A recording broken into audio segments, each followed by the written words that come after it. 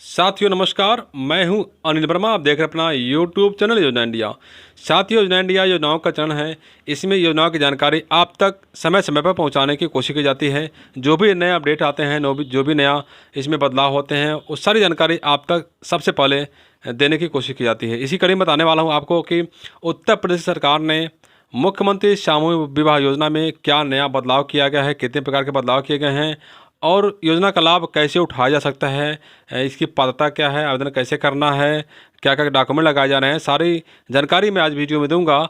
यदि आप किसी योजना की जानकारी प्राप्त करना चाहते हैं तो आप यूट्यूब में योजना इंडिया को सर्च करिए और योजना का नाम लिखिए, आपको बहुत सी योजनाओं की जानकारी मिलनी शुरू हो जाएगी। तो आज बताऊँगा आपको कि मुख्यमंत्री सामूहिक विवाह योजना के तहत सरकार ने क्या 4 नए बदलाव किए गए हैं और उसमें जो है कैसे लाभ उठाया जा सकता है।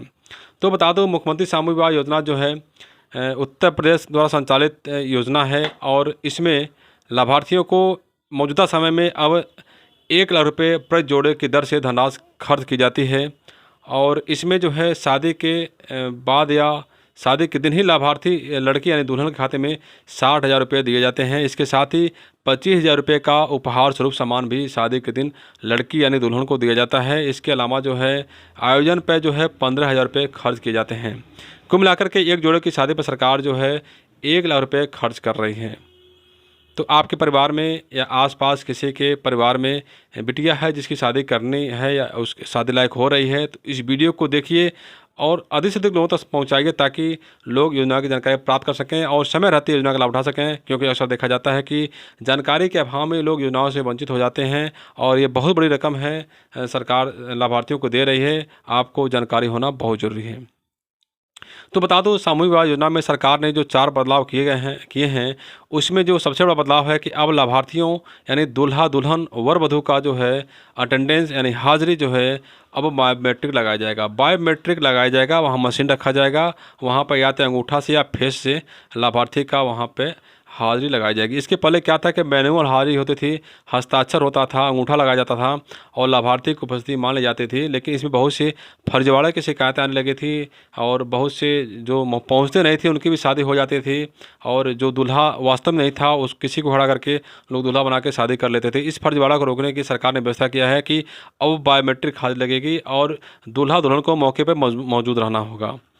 तो अब किसी प्रकार का फर्जीवाड़ा की संभावना की गुंजाइश में समाप्त की गई है और लाभार्थी को दुल्हन को वास्तविक जो दूल्हा दुल्हन है उसको मौके पे पहुंचना होगा, तभी वो योजना का लाभ प्राप्त कर सकते हैं। दूसरा बदलाव इसमें किया गया है कि अब सामूहिक विवाह योजना में डीएम भी मौजूद रहेंगे। जिलाधिकारी जो होते हैं जिले के, उनको भी सामूहिक विवाह योजना में शामिल किया जाएगा। जिस दिन शादी होगी उनको बुलाया जाएगा। जहाँ पर 100 या उससे अधिक लाभार्थियों की संख्या रहेगी वहाँ डीएम का रहना अनिवार्य कर दिया गया है। क्योंकि डीएम जिले का सचिव अधिकारी होते हैं और उनकी उपस्थिति में शादी होती है तो कुछ अलग ही संदेश जाता है। इसके अलावा एक और बदलाव किया गया है, इसमें अब सामूहिक विवाह योजना के दिन जो है ऑब्जर्वर भी तैनात रहेंगे। इसमें ऑब्जर्वर की तैनाती की जाएगी और ऑब्जर्वर जो है किसी ज़िले में तैनात किए जाएंगे। दूसरे ज़िले के ऑब्जर्वर जो है दूसरे ज़िले में जाके वहाँ पर निगरानी करेंगे, पर्यवेक्षण करेंगे कि शादी विवाह कैसा हो रहा है, क्या कमियां हैं और क्या उसमें और आवश्यकता है करने की, और अपनी रिपोर्ट जो है उच्च अधिकारियों को भेजेंगे। इसके अलावा जो है अब सामानों की खरीदारी जो है निदेशालय स्तर से की जाएगी, यानी समाज कल्याण निदेशालय की ओर से सामानों की खरीदारी की जाएगी। जो भी उपहार स्वरूप सामान दिए जाने हैं 25,000 रुपये का, उसको जो है समाज कल्याण निदेशालय उस फर्म का चयन करेगा और टेंडर निकालेगा, वहीं से जो है सामानों की आपूर्ति की जाएगी। यानी कि अब जिले से जो सामानों की खरीदारी होती थी, जिला स्तरीय जो समिति थी, अब उससे अधिकार छीन लिया गया है और खरीदारी जो है शासन स्तर से ही फर्मों का चयन किया जाएगा और सप्लाई उस फर्म द्वारा ही किया जाएगा।